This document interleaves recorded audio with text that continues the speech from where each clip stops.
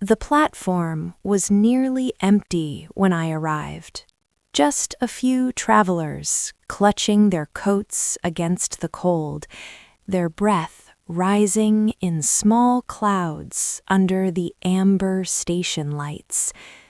I stood near the edge, my suitcase resting beside me, and watched the city stretch out behind the glass and steel of the terminal. It looked different from here, quieter, almost like a postcard of itself. I'd lived in that city for 6 years. 6 years of rushing, of crowded subway cars and late nights at the office, of coffee shops that knew my order but not my name. Somewhere along the way, I'd stopped noticing the details. The seasons blurred together. Winter became just another inconvenience, icy sidewalks and delayed trains. Christmas became something I observed through store windows, bright and busy, but never quite mine. This year, though, something changed. It started small. A phone call with my grandmother in early November. Her voice, warm and familiar, asking if I'd come home for the holidays. "It's been too long, sweetheart," she'd said. And she was right. It had been too long. 15 years, maybe more, since I'd spent a real Christmas at their house in Pine Hollow. 15 years since I'd felt the kind of stillness that only existed in that small town tucked between the hills. I told her I'd think about it, but the truth was I'd already decided. The announcement crackled overhead. The 6:47 to Pine Hollow, now boarding on Platform 3. I picked up my suitcase and walked toward the train. It wasn't one of the sleek, modern ones that shuttled people between cities. This was an older model, the kind with wide windows and wooden armrests worn smooth by decades of hands. The kind that moved slowly, stopping at every little town along the way. I liked that. I didn't want to rush anymore. The conductor, an older man with kind eyes and a wool cap, nodded as I stepped aboard. "Evening, miss. Heading home for the holidays?"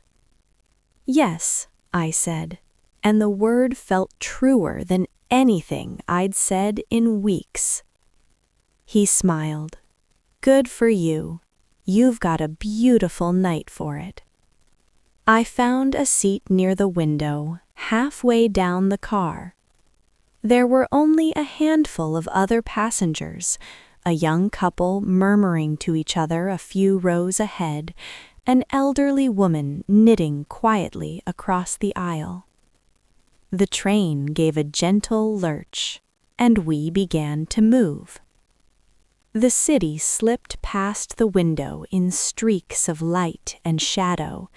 Buildings gave way to smaller streets, then to open stretches where the snow lay untouched and soft.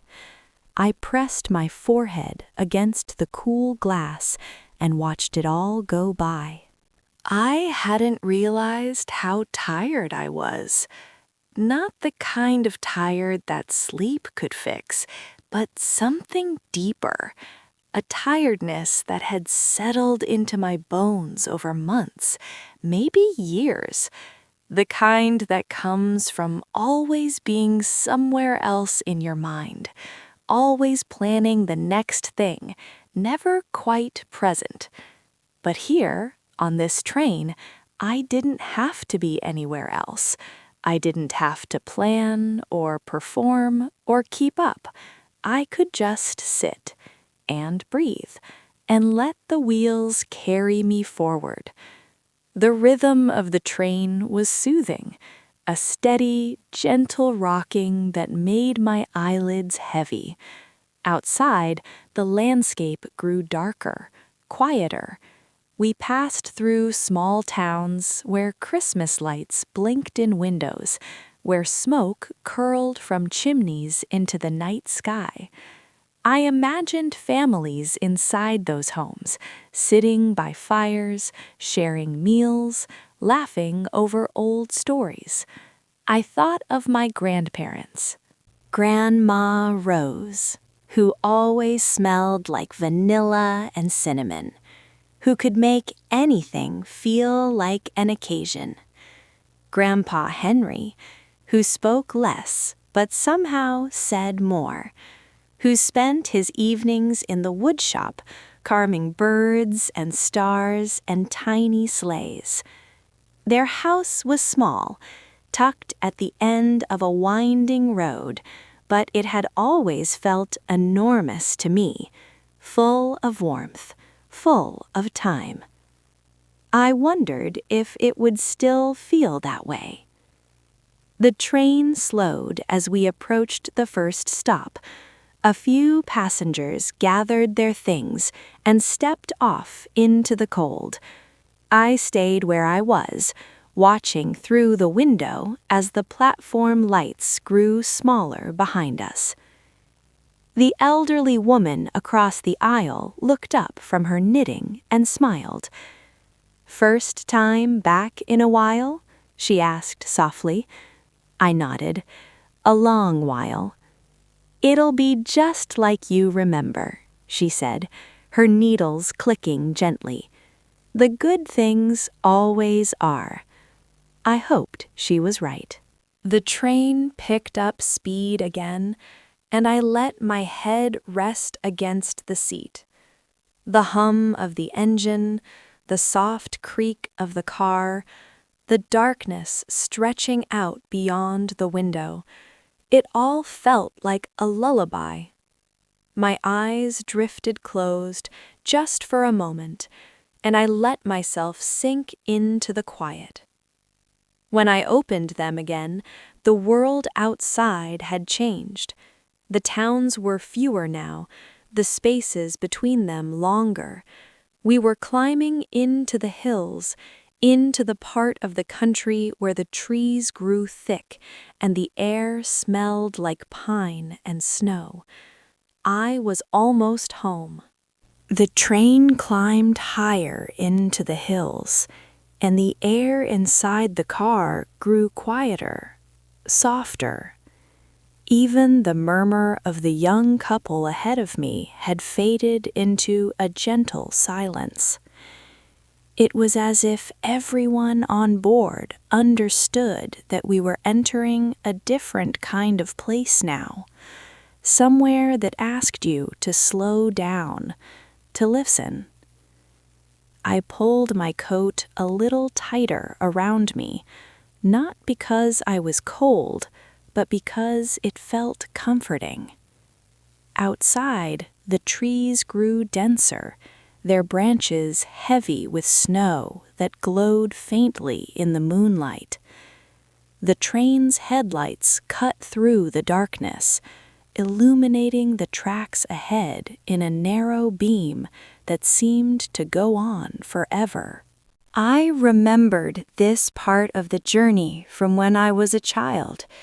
My parents used to bring me here every Christmas, back when they were still together, back when the holidays felt simple and whole. I'd press my face against the window just like this, watching for the first glimpse of Pine Hollow's lights in the distance. My mother would sit beside me, pointing out landmarks I'd forgotten by the next year. My father would doze in the seat across from us, his hand resting on a thermos of coffee that had long gone cold. Those trips felt like a lifetime ago now. After the divorce, the visits stopped. My mother moved west. My father threw himself into work, and I grew up. I went to college, then to the city, and Pine Hollow became a place I thought about sometimes, but never quite returned to. My grandparents would call on birthdays and holidays, their voices warm and patient, never pressing, never making me feel guilty for staying away. But I had felt guilty, especially lately. The train slowed as we approached another small station. The sign read Maplewood, a town I didn't recognize. A single passenger stood on the platform, a man in a heavy coat, his breath clouding in the cold. He boarded quickly, nodding to the conductor, and found a seat near the front. We pulled away again, back into the rhythm of steel on track, back into the quiet. I thought about what the woman with the knitting needles had said. The good things always are. I wanted to believe that. I wanted to believe that my grandparents' house would feel the same, that the warmth I remembered was just a trick of childhood memory, rose-tinted and impossible to reclaim. But what if it wasn't the same? What if I wasn't the same? I'd changed so much in the last 15 years. I'd learned how to navigate crowded streets and demanding bosses, and relationships that never quite took root. I'd learned how to be efficient, how to keep moving, how to fit my life into neat boxes that could be managed and measured. But somewhere along the way, I'd forgotten how to just be. The train rounded a bend, and suddenly the valley opened up before us. I sat up straighter, my heart lifting in my chest. There it was, Pine Hollow. The town spread out below like something from a snow globe. Tiny houses with glowing windows, streets lined with old-fashioned lampposts, a church steeple rising above it all with a soft white light at its peak. Smoke drifted from chimneys, rising slow and lazy into the night. Everything looked smaller than I remembered, but somehow more real, more solid. I felt something loosen in my chest, a knot I hadn't realized I'd been carrying. The conductor's voice came over the speaker, gentle and unhurried. Next stop, Pine Hollow. Pine Hollow, next stop. I reached for my suitcase, my hands trembling just slightly. Not from nerves, exactly, more like anticipation, like the feeling you get when you're about to open a gift you've been waiting for. The train slowed, the brakes hissing softly, and we pulled into the station. It was smaller than I remembered, just a simple platform with a wooden shelter and a single bench. But the lights were on, warm and welcoming, and I could see the outline of the town beyond, the main street with its little shops, the park with its towering pine tree already strung with lights. The doors opened with a soft whoosh, and the cold night air rushed in, sharp and clean. It smelled like snow and wood smoke, and something else I couldn't quite name, something that felt like memory. I stepped off the train, my boots crunching on the snowy platform. The conductor tipped his cap to me as I passed. "Welcome home, miss." "Thank you," I said, and I meant it. The train pulled away behind me, its lights disappearing around the bend, and suddenly I was alone. Just me and my suitcase, and the quiet town waiting at the bottom of the hill. I took a deep breath, letting the cold air fill my lungs, and started walking. The road into town was narrow and winding, lined with trees whose branches reached overhead like a canopy. My footsteps were the only sound, soft and rhythmic against the packed snow. Above me, the stars were brighter than I'd seen in years, so many of them, scattered across the sky like someone had spelled sugar on black velvet. I thought about my grandmother's voice on the phone. "It's been too long, sweetheart." She was right. It had been too long. But I was here now, and with every step, I felt a little more like myself. Not the version of me that rushed through subway stations or answered emails at midnight. The version of me that used to climb trees and bake cookies and fall asleep listening to my grandfather's stories. The version of me I'd almost forgotten. The lights of the town grew closer, and I could see the main street now, the bakery, the bookstore, the little diner with its neon sign still glowing red. Everything looked just as it had all those years ago, unchanged, patient, waiting. I smiled to myself and kept walking, my heart light, my steps sure. I was almost home. The main street was quiet, just as I'd expected.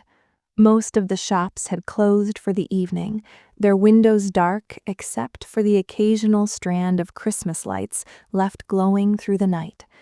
I passed the bakery where Grandma Rose used to take me for cinnamon rolls on Sunday mornings, the bookstore with its faded awning and hand-painted sign, the diner where the same red vinyl booths had sat for as long as I could remember. Everything felt suspended in time, like the town had been waiting patiently for me to come back and see that nothing important had changed. I turned off the main street onto Maple Lane, the road that would take me to my grandparents' house. The pavement gave way to gravel, then to hard-packed snow. The houses here were spaced farther apart, each one set back from the road with wide yards and old trees standing guard. Lights glowed in windows, and I could see the flicker of fireplaces, the glow of Christmas trees. My breath came out in small white clouds as I walked. My suitcase felt lighter now, or maybe I'd just grown used to carrying it. Either way, I didn't mind. There was something meditative about the walk, the crunch of snow under my boots, the cold air against my cheeks. It gave me time to settle in to where I was, to let the city fall away completely. The road curved gently to the left, and then I saw it. The house. It sat at the end of the lane, just as I remembered, a small 2-story cottage with white clapboard siding and green shutters. The porch wrapped around the front, lined with a wooden railing that Grandpa Henry had built himself decades ago. Icicles hung from the eaves, catching the light from the porch lamp and throwing tiny rainbows across the snow. Every window glowed with warm yellow light. I could see the Christmas tree through the front window, its branches heavy with ornaments, the star on top tilted slightly to the left, just like it always had been. Smoke rose from the chimney in a steady stream, and I imagined the fire crackling in the stone fireplace, the smell of pine and burning cedar filling the living room. I stopped at the edge of the driveway, just looking. My chest tightened, but not in a bad way. It was the kind of tightness that comes before tears, the kind that means something inside you is opening up after being closed for too long. I was home. I walked up the driveway slowly, letting myself take it all in. The wreath on the front door, made of fresh pine and tied with a red velvet ribbon, The rocking chairs on the porch, dusted with snow, the old iron boot scraper beside the steps, the one I used to sit on while Grandpa helped me tie my shoes. I climbed the porch steps, and before I could even knock, the door swung open. "Oh, sweetheart!" Grandma Rose stood in the doorway, her face lit up with the kind of smile that made everything else disappear. She looked older than I remembered, her hair more silver than brown now, her hands a little more lined, but her eyes were the same, bright and warm and full of love. She pulled me into a hug before I could say a word, wrapping her arms around me so tightly I could barely breathe. She smelled like vanilla and cinnamon, and something else I couldn't name, something that just smelled like her, like safety, like home. "I'm so glad you're here," she whispered into my hair. So glad." I held onto her, my eyes closing, and for a moment I was 7 years old again, small and safe and certain that everything would always be okay as long as she was there. When she finally pulled back, her eyes were damp. She cupped my face in her hands, studying me like she was memorizing every detail. "Look at you," she said softly, "all grown up, but still my girl." "Still your girl," I echoed, my voice thick. She took my suitcase from me and ushered me inside. Come in, come in. You must be freezing. Henry, she's here." The warmth of the house wrapped around me immediately. It wasn't just the temperature, though the fire was roaring and the air was deliciously warm. It was something deeper. The house felt alive, welcoming, like it had been holding its breath and could finally exhale now that I was here. Grandpa Henry appeared from the hallway, moving slowly but steadily. His shoulders were still broad despite his age. His hair was completely white now, combed neatly to the side, and he wore the same flannel shirt and suspenders he'd worn every evening for as long as I could remember. He stopped when he saw me, and his face softened into a smile. "There she is." "Hi, Grandpa," I said, my voice breaking just a little. He crossed the room in 3 long strides and pulled me into a hug. His hugs were different from Grandma's, quieter, steadier, but no less full of love. He smelled like sawdust and old spice, and I felt my shoulders drop, the last bit of tension melting away. "Good to have you home," he said simply. "It's good to be home." Grandma took my coat and hung it on the rack by the door, then shooed me toward the living room. Sit, you must be exhausted. I'll get you some tea or cocoa. I made cocoa earlier. Do you still like cocoa?" I laughed. "I still like cocoa." "Good. Henry, get the girl a blanket. She's probably chilled to the bone." I sank into the old armchair by the fire, the one with the faded floral pattern and the cushion that had molded perfectly to my shape over the years. Grandpa draped a quilt over my lap, one Grandma had made, stitched together from scraps of fabric, each piece a memory of someone or something. The fire crackled softly, and I stared into the flames, feeling the warmth seep into my skin, into my bones. Grandma returned a moment later with a mug of cocoa, topped with marshmallows that were already beginning to melt. She handed it to me and settled into the chair beside mine, tucking her feet underneath her like a much younger woman. Grandpa took his spot in the rocking chair by the window, his hands folded in his lap, content to just sit and be. For a long moment, none of us spoke. We didn't need to. The fire did the talking, and the quiet, and the simple fact of being together again after so much time. I sipped my cocoa, and it tasted exactly the way I remembered, sweet and rich and perfect. Outside, the snow began to fall again, soft and silent, blanketing the world in white. The cocoa warmed me from the inside out, and I let myself sink deeper into the armchair, the quilt heavy and comforting across my lap. The fire popped softly, sending up a small shower of sparks that disappeared into the chimney. I watched them rise, my mind quiet for the first time in what felt like months. Grandma Rose settled back into her chair with her own mug, cradling it between her hands. She looked at me with that gentle, knowing expression she'd always had, the one that said she could see right through me, all the way down to the parts I tried to keep hidden. "You look tired, sweetheart," she said softly. "Not just sleepy tired, soul tired." I smiled a little, surprised by how easily she'd named it. "I guess I am."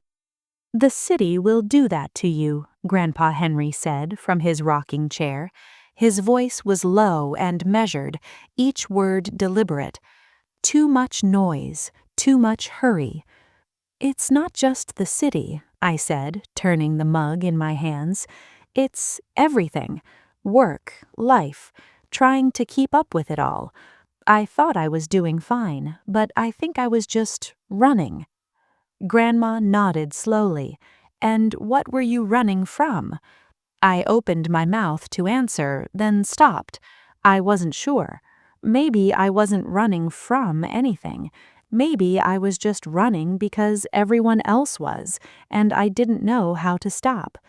"I don't know," I admitted. "I just knew I needed to come here, to slow down, to remember what it feels like to just breathe."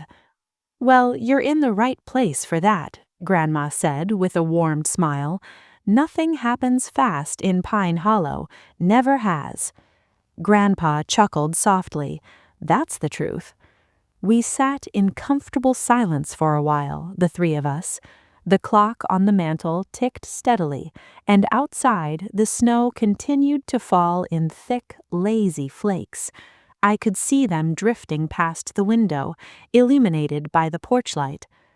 "Do you remember the Christmas you were 8, when you insisted on helping me bake cookies for the whole neighborhood?" I laughed, the memory surfacing easily. "I remember. I got flour everywhere." "Everywhere," she repeated, shaking her head with a grin. "In your hair, on the floor, on the dog. Poor Biscuit looked like a ghost." "You were so patient with me, even when I dropped an entire tray of sugar cookies on the floor." "They were still good," Grandma said with a wink. "We just called them rustic." Grandpa rocked gently in his chair, a small smile playing at the corner of his mouth. "You spent the whole next day delivering those cookies, knocked on every door on Maple Lane." "I wanted everyone to have Christmas cookies. It seemed important." "It was important," Grandma said, her voice soft. "You had the biggest heart even then, always thinking about others." I felt a lump form in my throat. "I don't know if I still do. Somewhere along the way, I think I stopped noticing people. I got so caught up in my own life, my own problems. I walk past 100 people a day in the city, and I don't see any of them. Not really." Grandma reached over and squeezed my hand. "You're noticing now. That's what matters." Grandpa cleared his throat gently. "You know, your grandmother and we've lived in this house for 43 years. Same house, same town, same neighbors. And you know what I've learned?" I looked at him, waiting. "Life doesn't have to be big to be good," he said. "It doesn't have to be loud or fast or full of 1,000 things. Sometimes the best life is the one where you know your neighbors' names, where you have time to watch the sunrise, where you can sit by a fire with the people you love and not feel like you're missing something." His words settled over me like the quilt on my lap, warm and heavy and true. "I think I forgot that," I said quietly. "I thought I had to keep achieving, keep climbing, keep proving something, but I don't even know what I was trying to prove anyway." "You don't have to prove anything, sweetheart. Not to us, not to anyone. You're enough just as you are." I nodded, blinking back tears. I hadn't realized how much I needed to hear that. The fire crackled, and for a while we just sat together. Grandma hummed an old Christmas carol under her breath, something I remembered from childhood but couldn't quite name. Grandpa rocked slowly, his eyes half closed, peaceful. I thought about all the years I'd spent away from this place, chasing things that never quite satisfied me, jobs that looked good on paper but left me feeling hollow, relationships that fizzled out because I was never really present, friends I'd lost touch with because I was always too busy, always promising to call back later.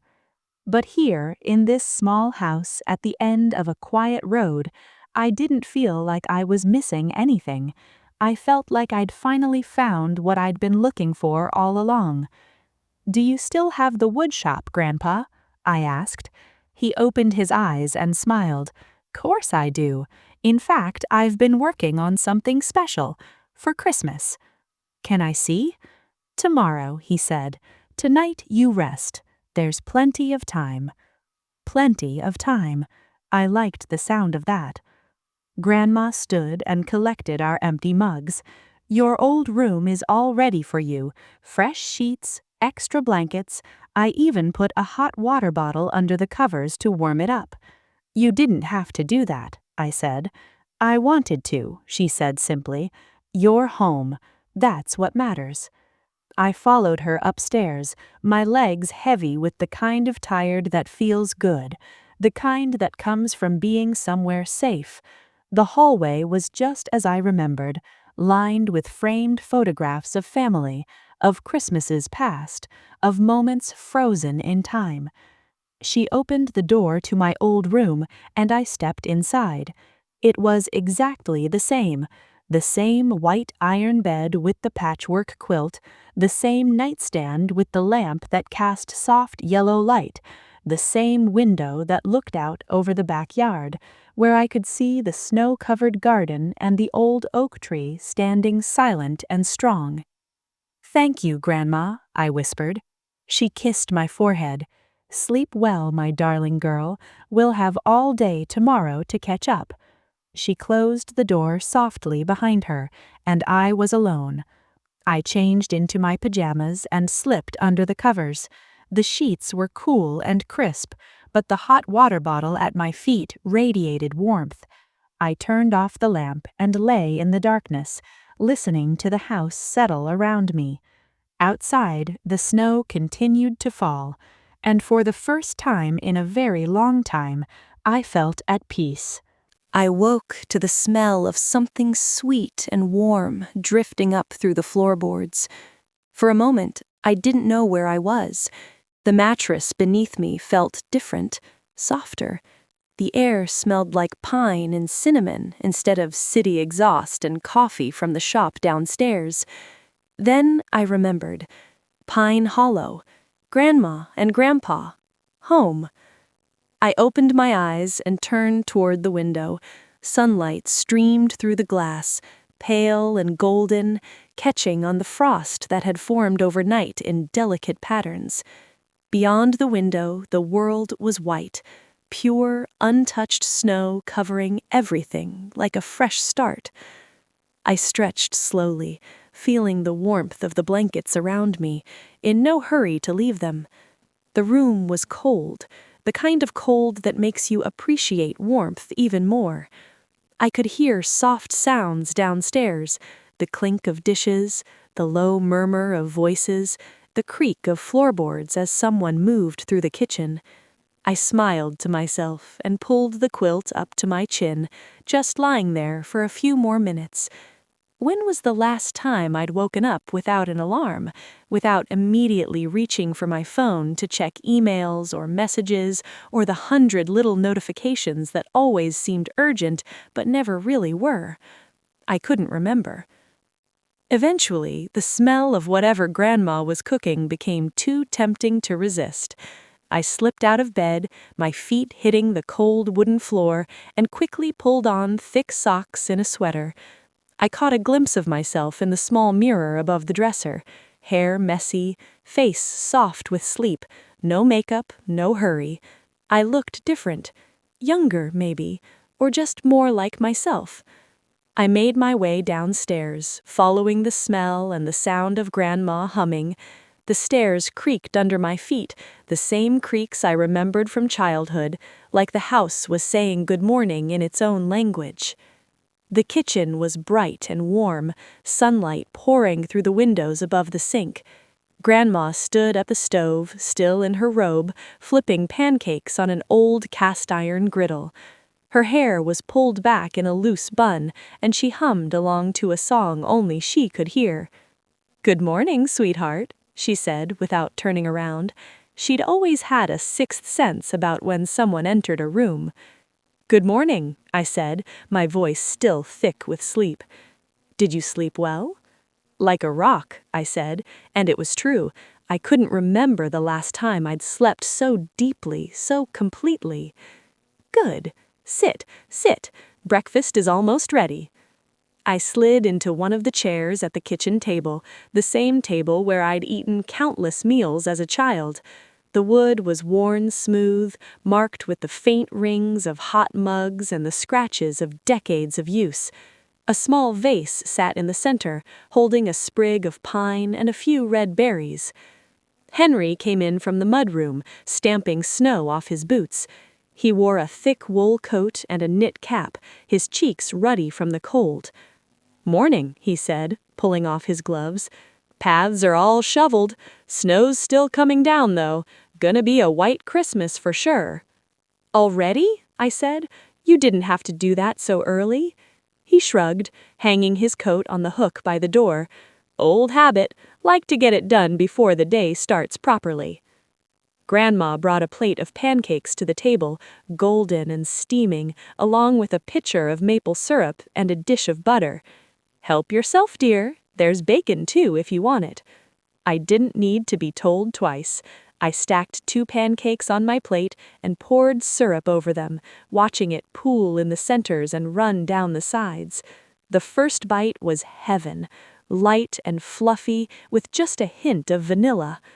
Grandpa joined us at the table with his own plate, and for a few minutes we ate in comfortable silence.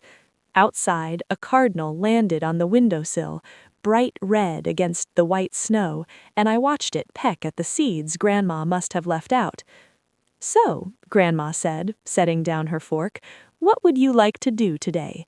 We've got no plans, no schedule, just time." I thought about it. In the city, I'd already be checking my calendar, organizing my day into neat blocks of productivity. But here, the idea of having no plans felt like a gift. "I don't know," I said honestly. "What do you usually do?" Grandma smiled. "Well, today's Tuesday, so I'll probably do some baking this afternoon. Christmas is only a few days away, and I like to make extra cookies for the neighbors. Henry will be in his workshop, I imagine, but this morning is for just being." "Just being," I repeated. I liked the sound of that. "Maybe we could take a walk later," Grandpa suggested, "down to the town square. They put up the big tree last week. You should see it." "I'd like that," I said. After breakfast, I helped Grandma wash the dishes while Grandpa disappeared into his workshop. The kitchen filled with the scent of soap and warm water, and we worked side by side in easy rhythm, me washing, her drying. "You know," Grandma said as she dried a plate, "I'm really glad you came. I know it's been a long time, and I know life got complicated, but having you here, it feels like something clicking back into place." I rinsed a glass under the tap, watching the bubbles swirl down the drain. "I'm sorry I stayed away so long." "Oh, sweetheart, don't apologize. You were living your life. That's what you're supposed to do. I just want to make sure you're happy. Are you? Happy, I mean." I paused, the glass still in my hands. Was I happy? I'm working on it," I said finally. "I think I lost track of what happiness looks like for a while. I thought it was supposed to be big achievements and impressive titles and a calendar full of important things. But being here, I don't know. It feels like maybe happiness is smaller than I thought, quieter." Grandma set down her towel and put her hand on my shoulder. "Happiness is whatever makes your heart feel light, dear," Grandma said.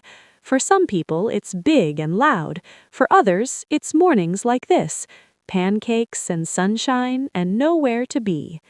I turned to her, and she pulled me into a hug. I rested my head on her shoulder, breathing in her familiar scent, feeling the steady rise and fall of her breathing. "Thank you," I whispered. "For what?" "For reminding me."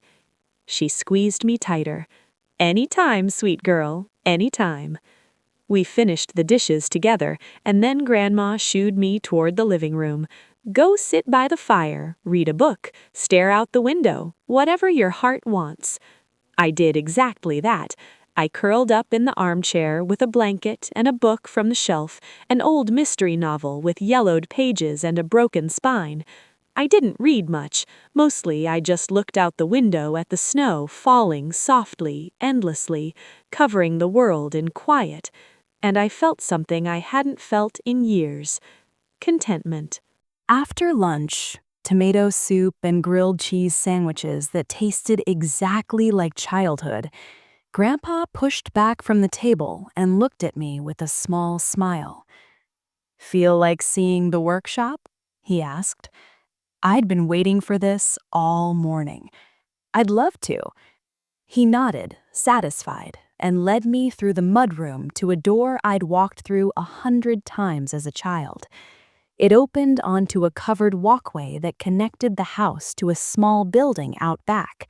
Grandpa's workshop, his sanctuary, the place where he'd spent thousands of quiet hours working with his hands. The cold air hit me as we stepped outside, sharp and clean. Snow crunched under our feet, and I pulled my sweater tighter around me. The walkway was narrow, just wide enough for 2 people, and the roof overhead kept most of the snow off the path. Grandpa unlocked the workshop door and pushed it open, and immediately I was enveloped in the smell of wood, sawdust and cedar and pine, mixed with the faint scent of varnish and oil. It was a smell that brought back 1,000 memories of sitting on a stool in the corner watching Grandpa work, of the way his hands moved with such certainty and care. The workshop was exactly as I remembered. Tools hung neatly on pegboards along the walls, each one in its place. A long workbench stretched along one side, its surface worn smooth from years of use and marked with the faint shadows of old projects. Windows lined the far wall, letting in soft winter light that made the sawdust floating in the air look like tiny stars. In the center of the room sat Grandpa's current project, covered with a canvas tarp. "It's been a long time since you've been in here," he said, moving to the wood stove in the corner and adding a log. The fire caught quickly, crackling to life and pushing warmth into the space. "I totally loved coming out here with you," I said, running my hand along the workbench. "You were a good assistant, patient, curious. You'd sit for hours just watching. I liked the quiet, and I liked seeing you make things. It always seemed like magic, the way a piece of wood could become something else entirely." He chuckled softly. "Not magic, just patience and practice, and a lot of mistakes along the way." I walked around the workshop slowly, taking it all in. There were shelves lined with pieces of wood in various shapes and sizes, each one labeled with pencil marks noting the type and date.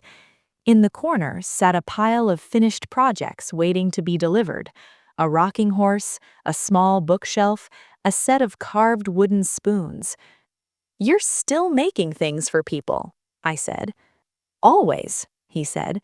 "Keeps me busy, keeps me useful." Mrs. Patterson down the road asked for the rocking horse for her grandson. The bookshelf is for the library's Christmas auction. And the spoons, well, your grandmother likes to give those away to newlyweds, says every home needs something made with care. I smiled, imagining Grandma delivering wooden spoons with the same warmth she brought to everything else. Grandpa moved to the covered project in the center of the room and paused, his hand resting on the canvas. "I've been working on something special this year, for Christmas. Want to see?" "Of course."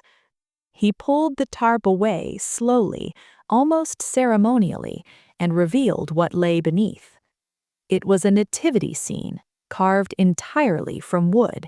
Each figure was about a foot tall, their features detailed and expressive. Mary and Joseph, the shepherds, the wise men, the animals. And in the center, a small manger, empty for now, waiting for the baby that would complete the scene on Christmas Eve. I stood there, speechless. The craftsmanship was incredible. Each face had its own character, each robe its own texture. You could see the grain of the wood, the way Grandpa had worked with it rather than against it, letting the natural beauty of the material shine through. "Grandpa," I breathed, "this is beautiful."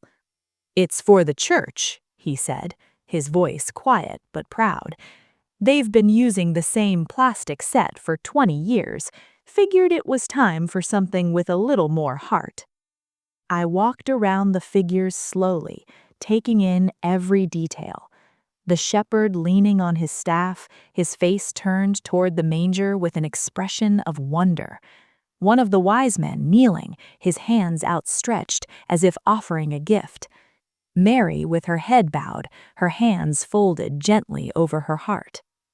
"How long have you been working on this?" I asked. "Since last Christmas, little bit each day. No rush, just me and the wood, figuring it out together." I looked at him, this man who had spent a year of quiet mornings and afternoons creating something beautiful, something that would bring joy to others, and I felt my throat tighten. "It's perfect," I said. He smiled, a small, satisfied smile. "Still got to finish the baby, saving that for last. Seems right." We stood there together, looking at the nativity scene, and I thought about what he'd said the night before. Life doesn't have to be big to be good. Here was the proof. A year's worth of patient work, done not for money or recognition, but simply because it mattered. Because creating something with your hands, something that would outlast you, was its own reward. "Can I help?" I asked suddenly. "With something. I don't know how to carve like you do, but maybe I could sand or, I don't know. I just want to be part of it." Grandpa looked at me, and his expression softened. "I think that can be arranged." He moved to the workbench and picked up a small piece of wood, running his thumb along its surface. "This piece here is going to be a star for the top of the stable. Nothing too fancy, just something simple and clean. You could sand it smooth for me if you'd like, get it ready for finishing." He handed me the wood and a piece of sandpaper, and I took them carefully, feeling the weight of the task. It wasn't a big job, but it felt important, like I was being trusted with something that mattered. I sat on the stool by the workbench and began to sand, working in slow, even strokes, the way Grandpa had seen me do 100 times before. The wood was rough at first, splintered in places, but gradually it began to smooth under my hands. Sawdust collected on my lap and drifted to the floor, and I found myself falling into a rhythm: sand, brush away the dust, sand again. Grandpa worked beside me in silence, carving the final details into one of the wise men's robes. The only sounds were the rasp of sandpaper, the soft scrape of his carving knife, and the crackle of the wood stove in the corner. Time slowed. My mind, usually racing with thoughts and worries and plans, grew quiet. There was only this: the wood in my hands, the steady motion, the warmth of the workshop, and the peaceful presence of my grandfather beside me. I didn't know how long we worked. It could have been 20 minutes or 2 hours, but when I finally looked up, the light outside had shifted, grown softer and more golden, and the piece of wood in my hands was smooth as silk. "Done?" Grandpa asked, glancing over. I held it up for him to see. He took it gently, turning it over in his hands, running his fingers across the surface. "Perfect," he said. That'll make a fine star." I felt a swell of pride, small but real. He set the star aside carefully and stretched, rolling his shoulders. "Getting late. Your grandmother will have tea ready soon." We covered the nativity scene again, banked the fire in the wood stove, and made our way back to the house. The sun was low on the horizon now, casting long shadows across the snow. As we walked, I realized my hands smelled of wood and sawdust, and there was a smudge of it on my sweater. I didn't brush it off. I liked it there. After tea and warm cookies fresh from the oven, snickerdoodles, my favorite, Grandpa suggested we take that walk into town he'd mentioned earlier. The sun was already starting to dip toward the horizon, painting the sky in shades of soft pink and lavender, and Grandma insisted we bundle up properly. "It's colder than it looks," she said, wrapping a thick scarf around my neck, "and take your mittens, the good ones." I didn't argue. I let her fuss over me, adjusting my hat and making sure my coat was buttoned all the way up. It felt good to be taken care of, to let someone else worry about whether I was warm enough. Grandpa put on his heavy wool coat and the same knit cap from the morning, and together we stepped out into the late afternoon cold. The air bit at my cheeks immediately, sharp and clean, and my breath came out in white clouds. We walked down the driveway and turned onto Maple Lane, our footsteps crunching in the snow. The road was quiet, the houses we passed glowing with warm light from within. Smoke rose from chimneys straight up into the still air, and I could smell wood burning and something sweet, maybe someone else was baking. Grandpa walked slowly, deliberately, his hands in his pockets. He wasn't in a hurry, and neither was I. We walked side by side, comfortable in the silence, watching the sky change colors as the sun sank lower. "Used to take this walk every evening," he said, after a while, "before my knees started giving me trouble. Your grandmother and I would walk down to the square, sit on the bench by the fountain, then walk back. Sometimes we'd talk, sometimes we wouldn't. Didn't matter." "Do you miss it?" I asked. "The walking or the quiet?" "Both, I guess." He considered this. "I miss the routine of it, the knowing that at 5 o'clock we'd put on our coats and go, but I don't miss it in a sad way, more like grateful I got to do it for as long as I did." I thought about that as we walked, grateful for what was instead of sad about what isn't anymore. It seemed like a good way to live. We reached Main Street and turned toward the town square. The shops were still open, their windows glowing invitingly. The bakery displayed trays of gingerbread cookies shaped like trees and stars. The diner's neon sign buzzed softly, and through the window I could see a few people sitting at the counter nursing cups of coffee. Everything moved at its own pace here. No one rushed, no one checked their phones impatiently or hurried past without looking up. People nodded to us as we passed, some calling out greetings to Grandpa by name. "Evening, Henry. Cold one tonight, isn't it? Is that your granddaughter? She's all grown up." Grandpa responded to each one with a nod or a word, never stopping but never ignoring anyone either. It struck me how different this was from the city, where I could go days without speaking to anyone beyond the barista who made my coffee. We reached the town square, and I stopped, taking it in. The square was exactly as I remembered, but somehow more beautiful. In the center stood an enormous pine tree, at least 30 feet tall, decorated with hundreds of white lights that twinkled like stars. A golden star sat at the very top, catching the last rays of sunlight. Around the base of the tree, wrapped presents made of wood and painted bright colors sat waiting. Decorations, not real gifts, but charming all the same.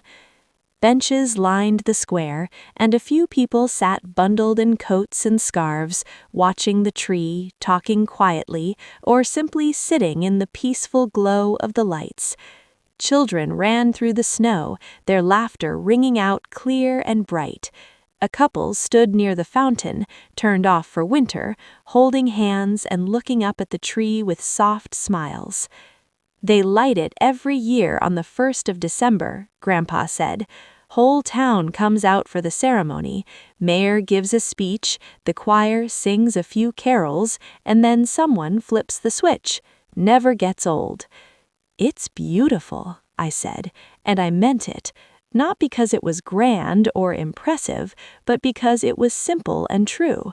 A tree, some lights, and a community gathered around it. We walked closer, and I could see ornaments hanging from the lower branches, handmade ones clearly created by local children, paper snowflakes, painted pine cones, strings of popcorn, each one imperfect and wonderful. Grandpa led me to a bench near the tree, and we sat down. The wood was cold, even through my coat, but I didn't mind. From here I could see the whole square, the shops with their warm lights, the people moving slowly through the evening, the sky deepening from pink to purple to deep blue. "I used to bring you here when you were little," Grandpa said. "You'd sit on my shoulders so you could see the tree better. You'd count the lights, but you'd always lose track around 50 and had to start over." I smiled at the memory, hazy but there. I remember that, or I think I do. It's hard to tell what I actually remember and what I've just heard about so many times it feels like a memory. "Doesn't matter much either way," he said. "The feeling is the same." We sat quietly for a while, watching the lights twinkle and the people pass. A young family walked by, a mother, a father, and a little girl bundled in a pink coat. The girl stopped in front of the tree, staring up at it with wide eyes, and her father scooped her up so she could see better. I felt something twist in my chest. Not sadness exactly, more like longing, or maybe just recognition that this simple, beautiful, ordinary moment was what I'd been missing. Not something big or dramatic, just presence, connection, the feeling of being part of something larger than myself. "Grandpa," I said quietly, "how did you and Grandma do it? Stay in one place all these years and still be happy? Weren't you ever tempted to leave, to see what else was out there?" He thought about it for a long moment, his breath clouding in the cold air. "We traveled some when we were younger, saw a bit of the country, but we always came back here, and after a while we realized we weren't missing out on anything. The life we wanted was right here, our friends, our home, our work, the rhythm of the seasons, the knowing that come spring the crocuses would bloom by the back fence, and come winter we'd light the fire and settle in." He paused, then continued, "I think people get restless because they think happiness is somewhere else, somewhere they haven't been yet. But happiness isn't a place, sweetheart. It's a practice. It's showing up every day for the life you've chosen and finding the goodness in it." I let his words settle over me, turning them in my mind. Showing up, finding the goodness, not waiting for life to get better, but making it better by being present for it. "I think I forgot that," I said. "I kept thinking if I just worked harder, achieved more, got to the next level, then I'd be happy. But it never happened. I kept moving the goalpost." "Most people do," he said. "Nothing wrong with ambition, but if you're not careful, you spend your whole life climbing a ladder only to realize it was leaning against the wrong wall." I laughed softly, but it was the kind of laugh that comes with recognition. He was right. I'd been climbing all right, but I'd never stopped to ask where the ladder was taking me. The lights on the tree flickered slightly in the breeze, and a church bell somewhere in the distance chimed 6 times. The sound carried across the square, clear and pure. "Thank you," I said. "For what?" for this, for letting me come home, for not making me feel bad about being gone so long." He reached over and patted my hand with his gloved one.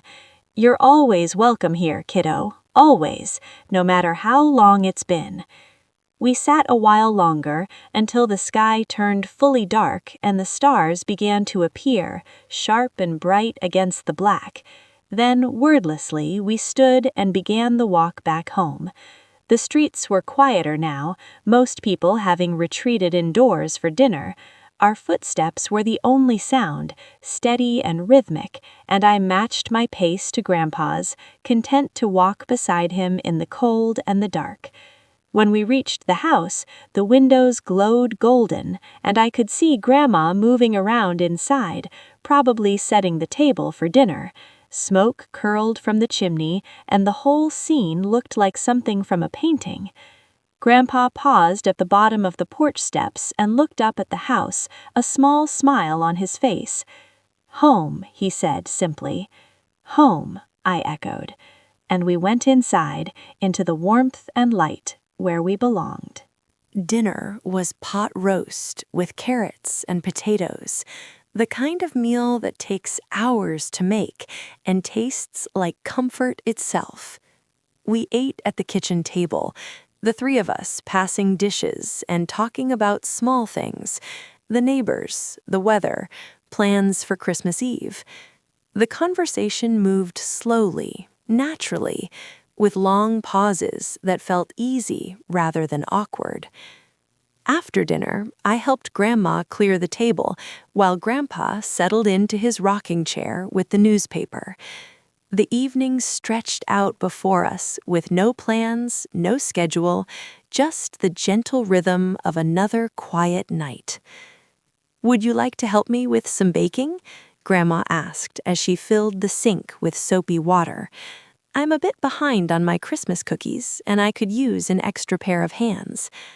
"I'd love that," I said, meaning it completely. She smiled, pleased. "Wonderful. Why don't you dry these dishes while I get everything set up?"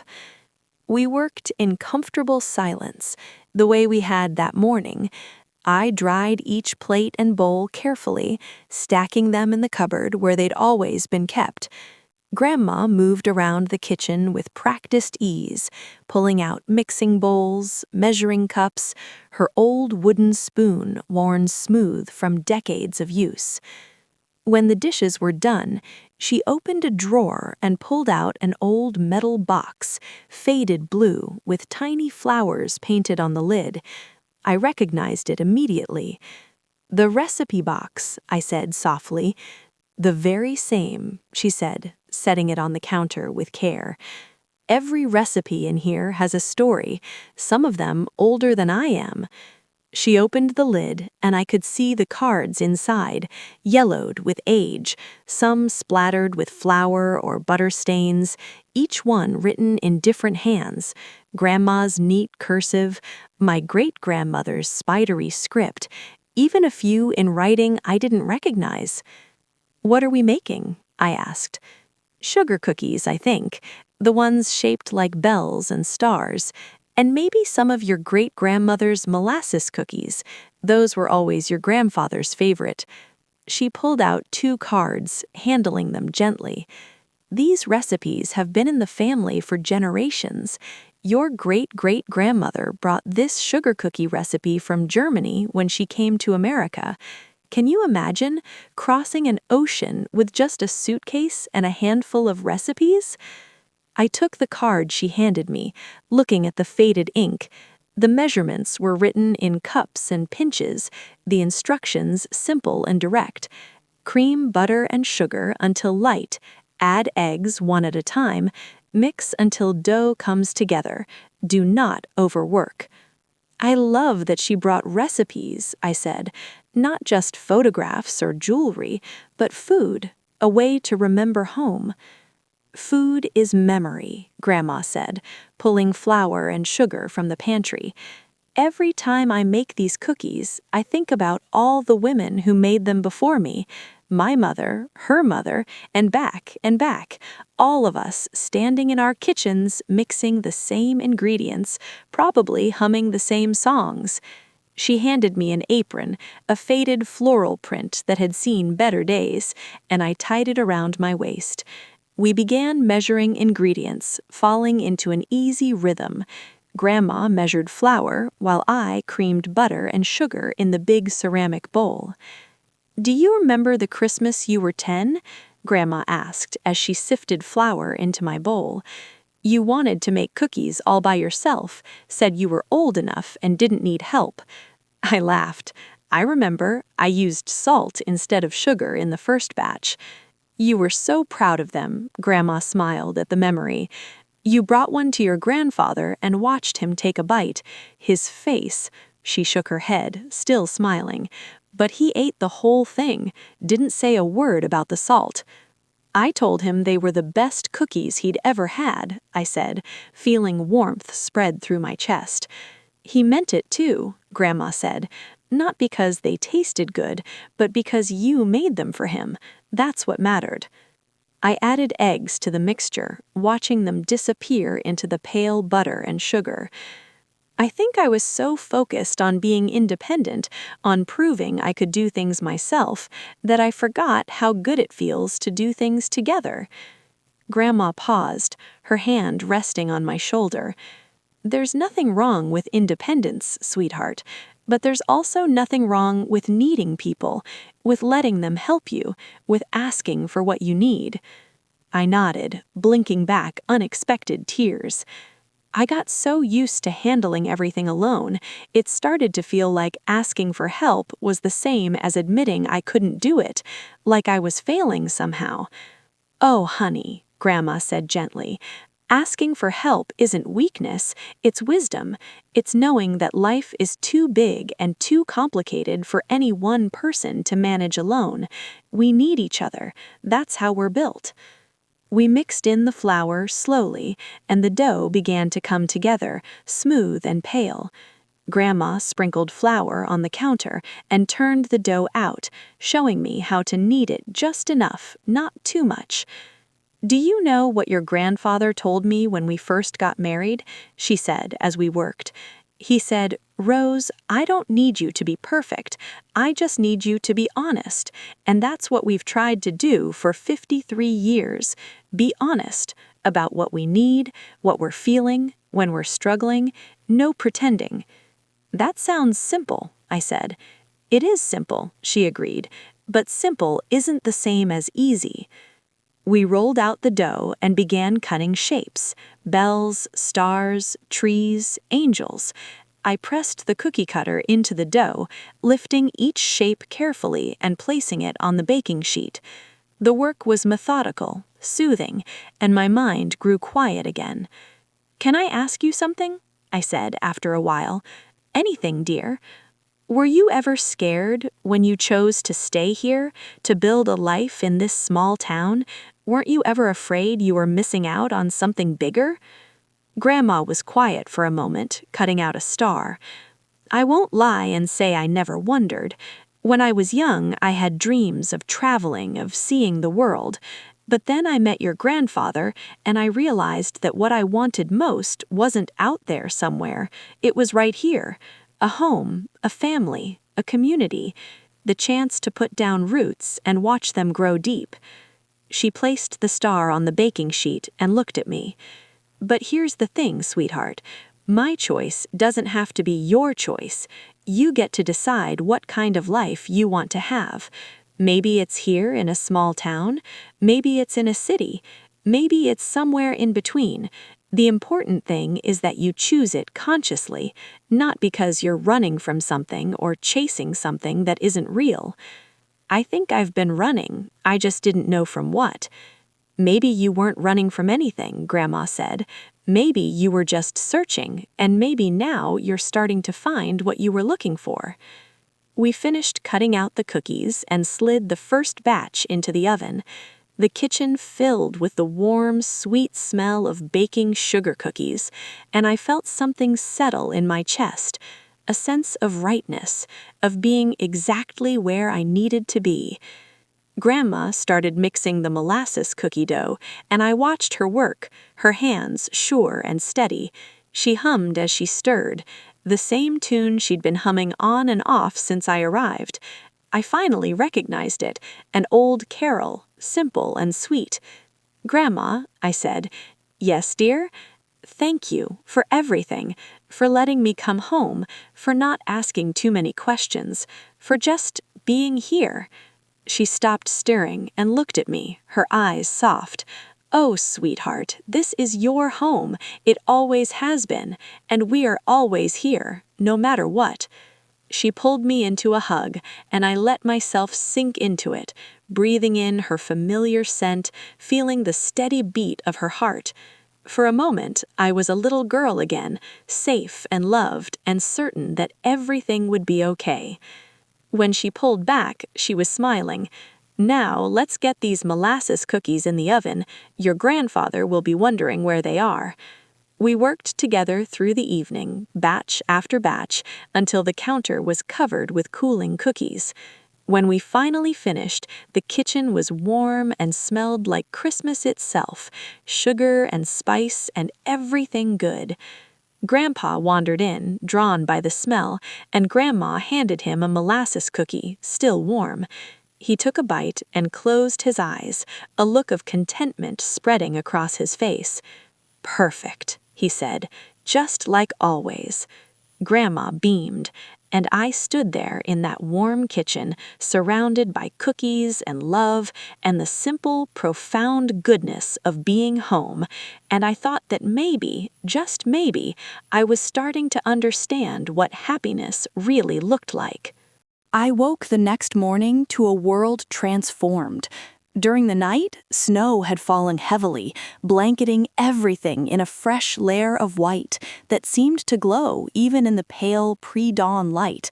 I lay in bed for a moment, watching the way the light played across the ceiling, soft and blue-gray, and listened to the profound silence that only comes after a big snow. No cars, no distant sirens, no city hum. Just quiet. I pulled on my warmest clothes and made my way downstairs. Grandma was already in the kitchen, wrapped in her robe, standing at the window with a cup of tea. "Morning," I said softly, not wanting to break the spell of the quiet. She turned and smiled. "Good morning, dear. Look at all that snow. Must be 8 inches at least." I joined her at the window, and together we looked out at the backyard. It was like a painting, the old oak tree heavy with snow, the garden beds transformed into gentle white mounds, the bird feeder buried except for its very top. "It's beautiful," I whispered. "It is," she agreed. "Henry's already been out, shoveled the front walk before the sun even came up. That man never stops." I smiled, picturing Grandpa out there in the dark, his breath clouding in the cold, methodically clearing the path. It was just like him, to take care of things before anyone even knew they needed taking care of. After a simple breakfast of oatmeal with brown sugar and cinnamon, I found myself restless in the best possible way, not anxious or worried, just filled with a kind of energy I hadn't felt in years.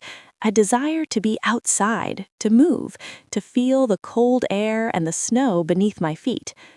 "I think I'm going to go for a walk," I told Grandma. "Maybe just around the yard. Is that okay?" "Of course, sweetheart. Bundle up, though. It's colder than it looks."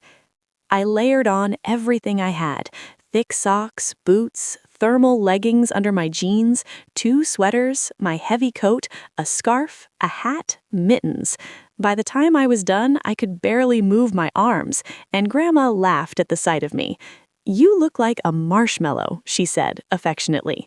"A warm marshmallow," I replied. I stepped out the back door into the crisp morning air, and immediately my breath caught. The cold was sharp and clean, stinging my nose and cheeks in a way that felt invigorating rather than unpleasant. The snow crunched under my boots, and I took a few experimental steps into the yard. Everything was so still, so untouched. My footprints were the first ones, cutting a path across the pristine white. I walked slowly, deliberately, taking it all in. The way the snow caught on the branches of the trees, how it muffled every sound, the way the sunlight, just beginning to break over the horizon, made everything sparkle. I walked to the old oak tree and stood beneath it, looking up through the snow-laden branches at the pale sky beyond. I remembered climbing this tree as a child, how tall and strong it had seemed, how safe I had felt nestled in its branches with a book and an apple. On impulse, I let myself fall backward into the snow. The cold hit me immediately, seeping through my coat, but I didn't care. I lay there, looking up at the sky, and slowly moved my arms and legs, sweeping them through the snow the way I had as a child. A snow angel. I couldn't remember the last time I'd made one, probably 15 years ago, maybe more. It seemed like a silly, childish thing, but lying there in the snow, moving my arms and legs, watching my breath rise in clouds above me, I felt something unlock in my chest. Joy. Simple, uncomplicated joy. I made 3 more angels, each one near the first, and then I stood carefully, trying not to disturb them too much, and looked at what I'd created. 4 slightly lopsided angels, their wings overlapping, staring up at the morning sky. I heard the back door open and saw Grandpa stepping out, already dressed in his coat and boots. "Morning," he called. "Saw you from the window. Thought I'd join you." "I'm making snow angels," I said, stating the obvious, feeling suddenly a little embarrassed. But Grandpa just smiled. "I can see that. They look good." He walked over to where I stood and surveyed my work with the same serious attention he gave to his woodworking projects. "Could use a few more, though. Fill out the group." Before I could respond, he carefully lowered himself down into the snow beside my angels and made his own. It took him longer to get up. His knees weren't what they used to be, but he managed it with a grunt and a smile. "There," he said, brushing snow off his coat. "Now it's a proper family." I looked at the 5 angels in the snow, mine slightly wild and imperfect, his careful and measured, and tears pricked at my eyes. Not sad tears, happy ones. "Thank you," I said. "For what?" "For not making me feel silly. For joining me." He shrugged, his breath clouding in the cold. "Why would I do that? Life's too short not to make snow angels." We stood there together, looking at our handiwork, and I thought about all the years I'd spent being serious, being professional, being grown-up. Somewhere along the way, I'd forgotten that being an adult didn't mean you had to stop playing, stop finding joy in simple things, stop lying in the snow just because it felt good. "Want to walk down to the creek?" Grandpa asked. "It's probably frozen over. Might be pretty." "I'd like that." We set off across the yard, trudging through the deep snow toward the tree line at the back of the property. Beyond it, I knew, was a small creek that ran through the woods, the same creek where I'd spent summer afternoons catching tadpoles and building dams from sticks and stones. The woods were magical in winter. The trees stood stark and beautiful, their dark trunks a contrast against the white snow. Our footsteps crunched loudly in the silence, and occasionally a clump of snow would fall from a branch with a soft thud. Sunlight filtered through the trees in long golden rays, making the snow sparkle like it was dusted with diamonds. We walked slowly, Grandpa setting the pace, and I matched my steps to his.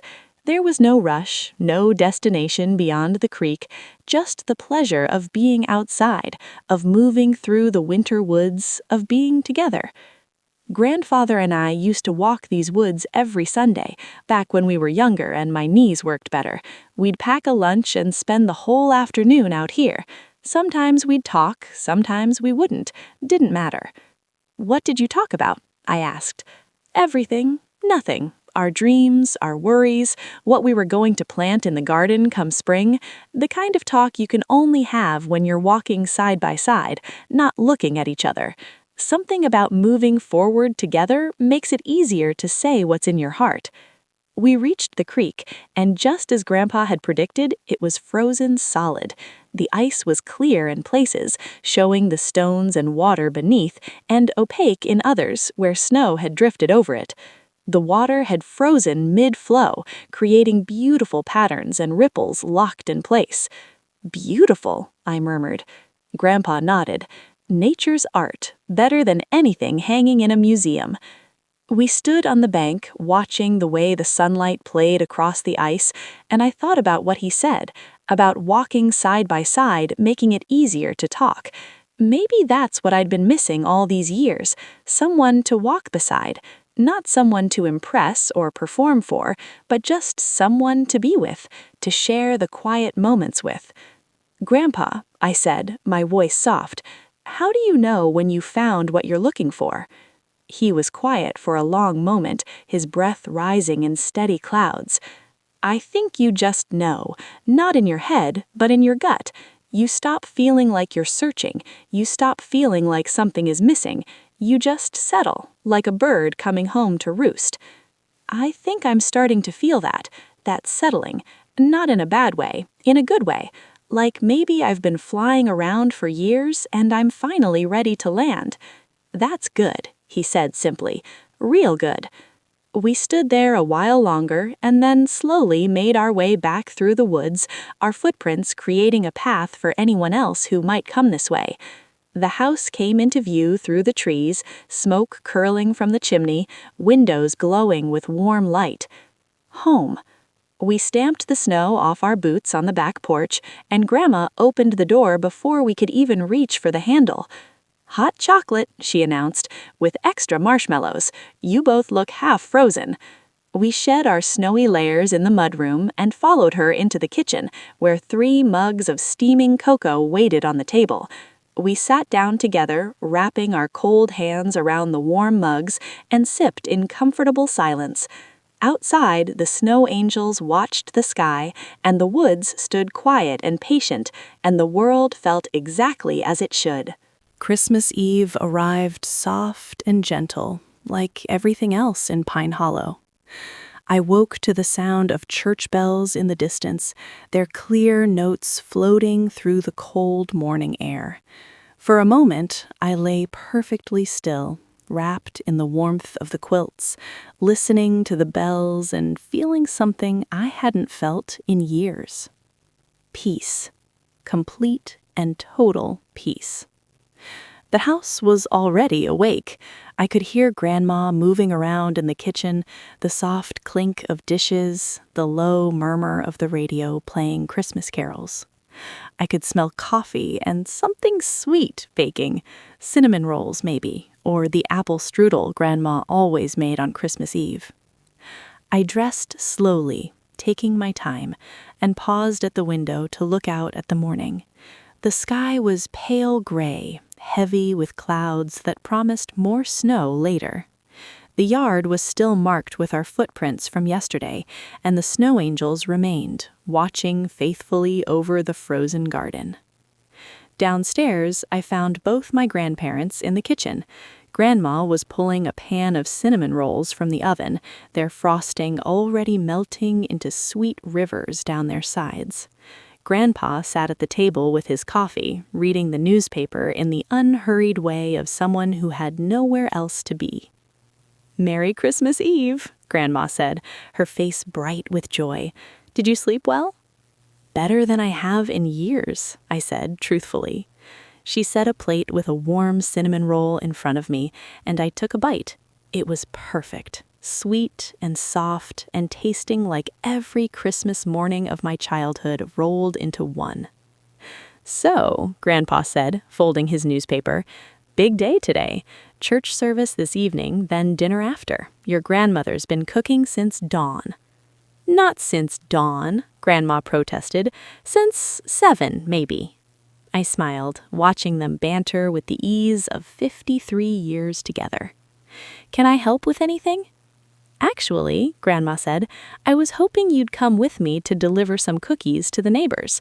It's a tradition. We do it every Christmas Eve. Just a little something to let people know we're thinking of them." "I'd love that," I said. After breakfast, we packed up boxes of cookies, sugar cookies, molasses cookies, snickerdoodles, and gingerbread, and bundled up against the cold.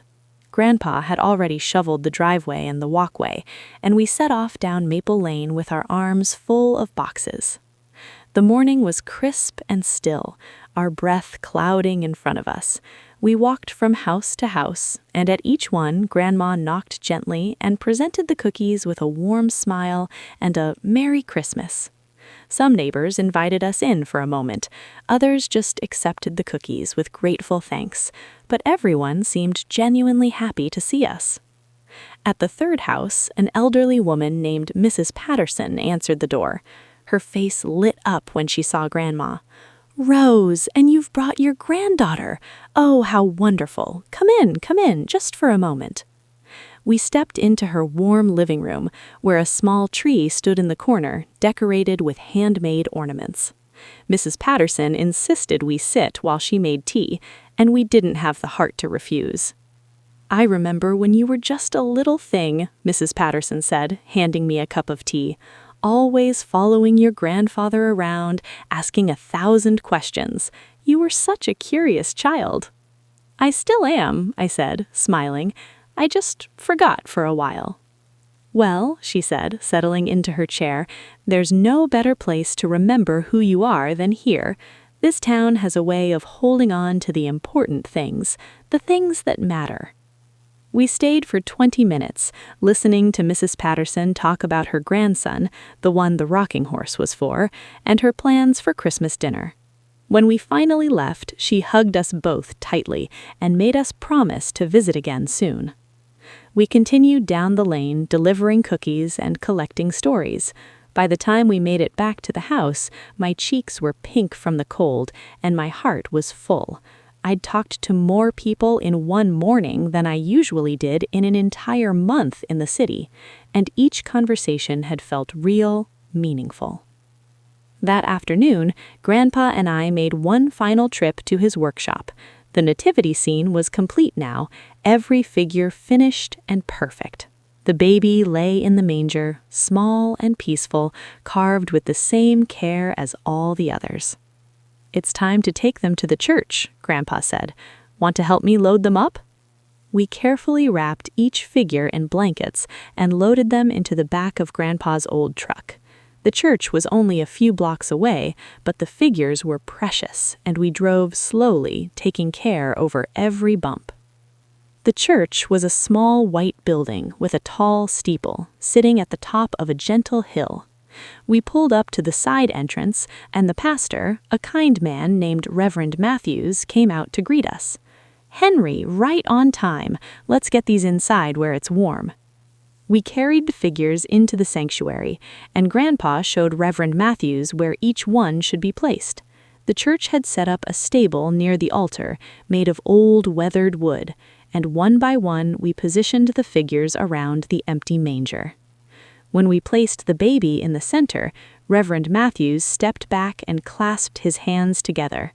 "Henry, this is extraordinary, the most beautiful nativity scene I've ever seen. The whole congregation will be moved by this." Grandpa nodded, looking pleased but humble. "Just wanted to give something back, something that would last." I stood beside him, looking at the scene we'd created together, the figures I'd helped sand, the stable that Grandpa had built with such care, the story told in wood and love and patient hours. I felt proud to have been even a small part of it. We returned home as the afternoon light was fading. Grandma had dinner ready: roasted chicken, mashed potatoes, green beans, and fresh bread. We ate slowly, savoring every bite, talking about the day and the service to come. As evening approached, we dressed for church. I wore a simple dress I'd packed, and Grandma loaned me a shawl that belonged to her mother. We walked to the church together, joining the stream of neighbors and friends all heading in the same direction. The church was warm and glowing with candlelight. Every pew was filled, and people nodded and smiled as we found our seats near the front. The choir began to sing, old carols, beautiful and familiar, and I let the music wash over me. When it came time for the nativity scene to be blessed, Reverend Matthews invited Grandpa to stand. He explained how Henry had spent the past year creating this gift for the church, and everyone turned to look at the figures arranged so beautifully near the altar. There was a moment of awed silence, and then spontaneous applause. Grandpa's cheeks turned pink, but he smiled, accepting the recognition with grace. The service continued. Readings, more carols, a sermon about hope and homecoming, and I felt myself sinking into the ritual of it all. The standing and sitting, the shared responses, the sense of community. This was what I'd been missing. Not religion exactly, but belonging, being part of something larger than myself. When the service ended, we filed out into the cold night. Snow had begun to fall again, soft and slow, dusting our shoulders and hair as we walked home. Other families walked beside us, children running ahead, their laughter bright in the darkness. Back at the house, we sat by the fire with mugs of spiced cider. Grandpa put on a record, Bing Crosby singing White Christmas, and the music filled the room with warmth. We didn't talk much. We didn't need to. We just sat together, the three of us, watching the fire and listening to the music and being present for this moment. Around 10 o'clock, Grandma yawned and announced she was heading to bed. "These old bones need their rest. Merry Christmas, you two. I'll see you in the morning." Grandpa followed soon after, but not before pulling me into a tight hug. "Glad you came home, kiddo. Real glad." "Me too, Grandpa. Me too." I stayed up a while longer, sitting by the fire, watching the flames dance, and listening to the house settle around me. I thought about the past few days, the train ride, the walks, the baking, the conversations. I thought about how different I felt now compared to when I'd arrived. Lighter, more grounded, more myself. I realized I'd been searching for something for years, moving from place to place and job to job, thinking happiness was always just around the next corner. But it wasn't. It was here. It had been here all along, waiting patiently for me to remember. Home wasn't just a place. It was a feeling. It was belonging. It was being known and loved exactly as you are. I stood and walked to the window, looking out at the snow falling softly in the darkness.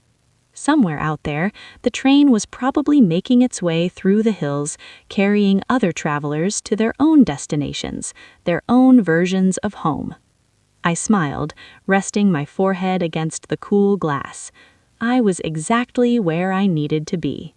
And tomorrow, on Christmas morning, I would wake up in this house with these people, and I would be grateful, not just for the day, but And tomorrow, on Christmas morning, I would wake up in this house with these people, and I would be grateful, not just for the day, but for the journey that had brought me here, for the courage it took to stop running and start returning, for the grace of a second chance. I turned off the lights and made my way upstairs to my room. I climbed into bed, pulling the quilts up to my chin, and closed my eyes.